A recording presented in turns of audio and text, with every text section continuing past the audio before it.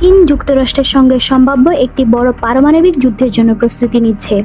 পশ্চিম চীনের দিকে ঝুম করলেও শিনজিয়াং এবং গানসুর দূরবর্তী মরুভূমি এলাকায় বিশাল নির্মাণ কাজ দেখা যায়। এখানে বেইজিং গোপনে একটি বড় পারমাণবিক নিরাপত্তা নেটওয়ার্ক গড়ে তুলেছে।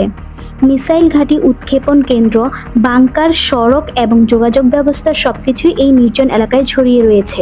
মানচিত্রে জায়গাটি বিচ্ছিন্ন মনে হলেও এর পেছনে রয়েছে গুরুত্বপূর্ণ সামরিক পরিকল্পনা। বার্তাটি স্পষ্ট, যুক্তরাষ্ট্র যদি প্রথম আঘাত হানেও, তাহলে চীনের কাছে দেশের বিভিন্ন স্থানে ছড়িয়ে থাকা পর্যাপ্ত মিসাইল থাকবে, যা নিরাপদে থাকবে এবং পাল্টা আঘাত হানতেও সক্ষম হবে।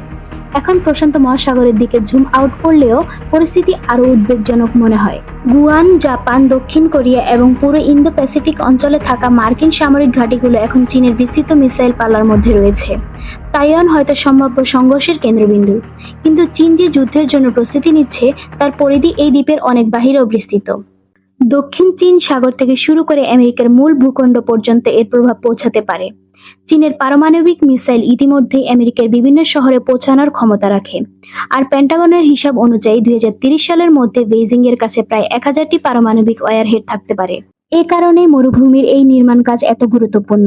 চীন শুধু আরও বেশি মিসাইল তৈরি করছে না, তারা এমন একটি পারমাণবিক ব্যবস্থা গড়ে তুলছে যা শত্রুর প্রথম আঘাতের পরও কার্যকর থাকবে।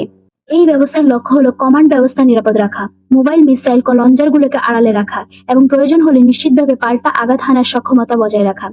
এটি শুধু সামরিক শক্তি বৃদ্ধি নয়, বরং টিকে থাকার সক্ষমতা তৈরি করা।